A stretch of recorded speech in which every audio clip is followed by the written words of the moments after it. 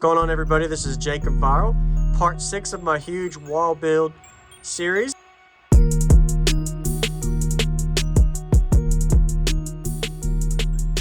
If you haven't already, watch the others first because this is going to be a spoiler otherwise. So now where we are is I've got my complete wall done as far as the baffles, loading wall, back end, pretty much all my 2x4s, 2x6s, birchwood platform, pretty much everything in place. Now I got to focus on this area as well as the other side. I got to focus over there as well, and I got to work on the inside a little bit. So from the last video, you're going to watch it in order to see kind of all the updates, but one quick summary view that if you didn't watch it that you don't want to miss is the cubic space that I have and the ratio that I'm running with. And of course, if you don't already know, welcome, JacobViral, subscribe. Daily videos of demo videos. This is my new build that I'm working on. Going to be doing 6,000 watts on 418s. So big ratio, and the some of the stuff I worked on was in the back end. I'll show you that in a minute. But the focus today, let's make sure I get everything inside completely sealed off and braced, as well as pretty much almost subwoofer ready. As well as I need to start focusing on the amplifier rack in the back. So it's going to be pretty exciting to show you all the process steps of that. The wall is just about done though. It's a lot of work to get there. It's very important to get this stuff down here sealed because right now I can reach in and grab, and I'll show you around the other end as well how it looks. But it's pretty cool to see how far I've gone with this and be able to show you all step by step and make sure I do silicone and seal all around, because right now it doesn't look so good with all the little cracks and creases. I'll make sure that I get all of that. So let me go ahead and show you one more time if you haven't already. You gotta watch the other videos to see how I did everything, but that's how it's looking inside. Really solid. So one sheet of birch and then the 2x6s. And then this is the area that I'm gonna be working on. And I'll show you all the finished process of that in this video as well, and how I sealed that off. So definitely looks good, perfectly shuts. And then the back end where I got my whole wall, it looks like a wall, but it's actually a back panel with birch. So going to be working on the amp rack as well in this video and showing y'all step by step kind of how I worked on that. One thing I want to talk about before I end this and start working, and then I'll give you all a preview, is the amp rack. I made sure I had at least a foot of room to fit all of the amplifier, the batteries, the wire, all of that stuff. So you definitely, of course, in the step 1 and 2, I talked about and showed you kind of how I planned for that. So you have to watch those to see that. And so that's where we are with that. And I'll be showing you in a second some of the results on the front as well as the back. So let's go around here real quick first. Y'all can kind of see how much room we got to work on here. And it's all the way down, sealed off. And then of course I forgot to mention I added one more baffle to that port there. So zone in, closing it up, getting it close to almost loading the sub soon. So, and you'll find out what subwoofers I have as well. You'll see an unboxing video for those, if not already posted. So all right, let's show you all the results in the next clip here. And I'm back. Got it closed off the best I could, all the way down. Birch wood and screwed in place. Single piece of birch on top of the 2x4s, 2x6s. So it's looking good. And I stopped here instead of at the end, so I can have my port area of my port over 100% of my cone area. So that way, if I need to tweak or tune my port later, I'll be doing on my second channel with videos on that as well, JacobViral 2. Stay tuned for. You'll see the video link in the description for that channel. But there was how it looks. Let me show you the other side real quick. All right. Looks pretty good. Yeah, I got my little 4-channel amp here hooked up. That was pretty easy. I just throw that anywhere. You'll see the amp rack as well.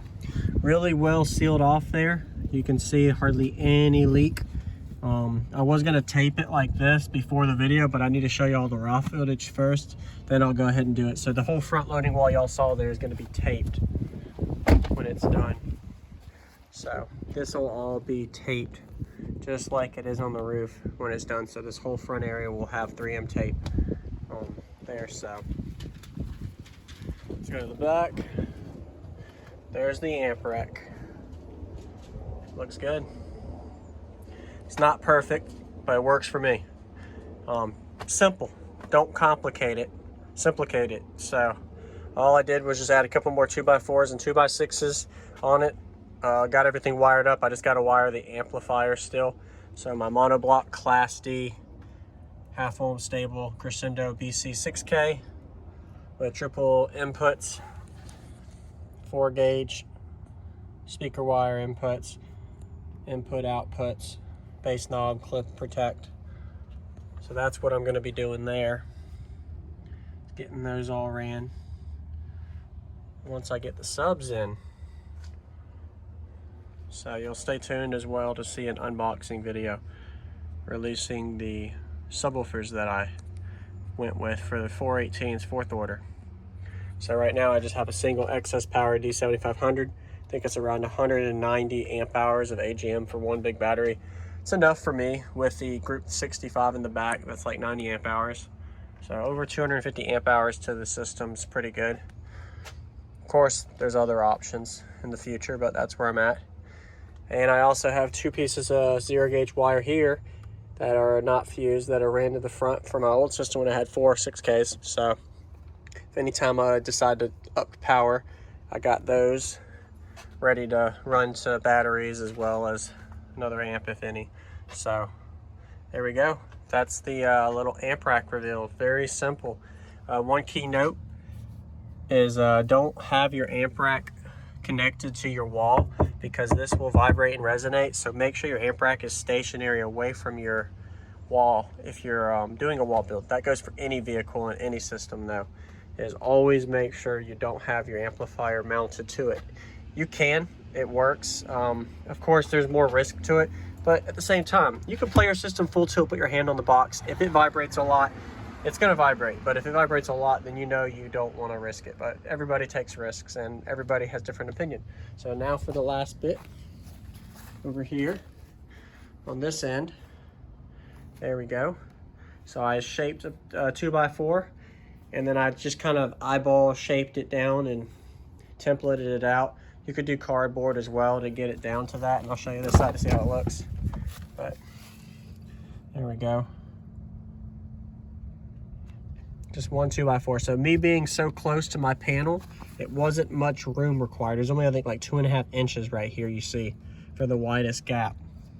So what I'm gonna do from there is I'm gonna build another little plate across there, and then I'll be able to foam it, seal it off. I might resin it as well, but that stuff can be off camera since the majority of it's bulk there. So, all right. And there we go. Another big update with the inside of the box that I didn't mention after doing the side panels, both left and right. So both of these side panels are done. Is the inside, hello. You can tell it is a lot more echoey than it was before. So we've got all of the white silicone everywhere done, as well as inside of the enclosure, sealed section. And on the back end here, since this is gonna be my actual back loading wall to get the most space, I just used some PLX in between each one. And I'm gonna use the 3M tape to tape the whole enclosure. That's going to be on my second channel, JacobViral 2. I will do extensive dB decibel testing. What I'm going to do is pretty much get my system as loud as I can without the tape, with the tuning of the port, and then I'll literally do nothing but tape the whole box and then burp meter again, and bam, see the difference and how much louder it got just by taping it. So, but that's something I'll be working on as a project on the second channel with a couple other things you'll see there. So definitely subscribe and stay tuned for there. Like this video, let me know what y'all think. Pretty much this will be the last part until I have the subwoofers loaded in for another part. You'll see that for the next part, but there's no more major explanations. I could talk about bracings. I could talk about specs more in depth. If there's something that y'all have questions on, feel free to ask in the comments. But I'm not going to draw this out any farther.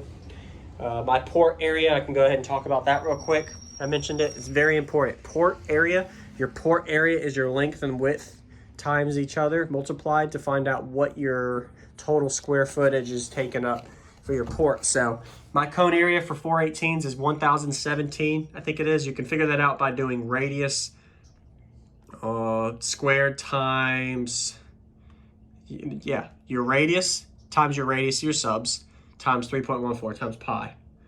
And that'll tell you your cone area, something like that if I remember. Brain fart, sorry.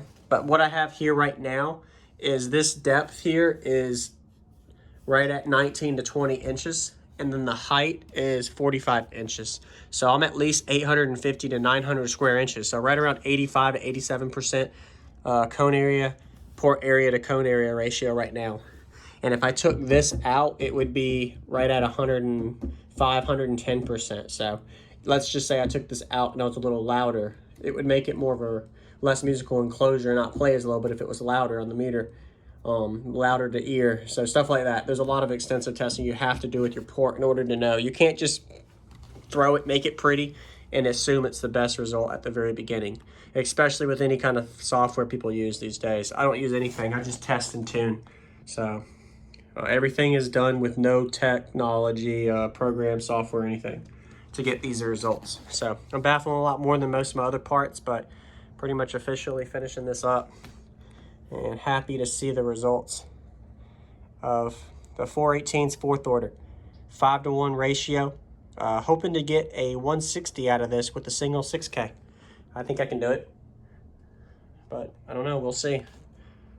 Definitely be a challenge, but I got 56's 156.2 on the glass out of a single 12 and a no wall with the same amp.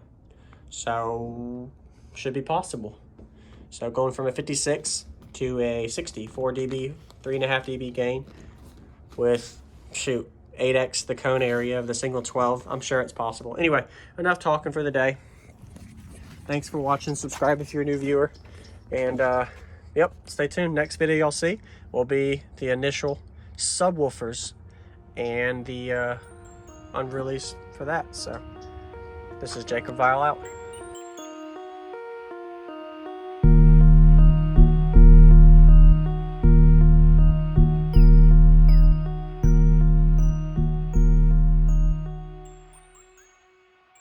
What's going on, everybody? This is JacobViral, ending this video to say thank you for watching my videos. Every single day I have a daily cardio video I upload. So if you haven't already, go ahead and hit that subscribe button and notification bell, and I'll see you tomorrow.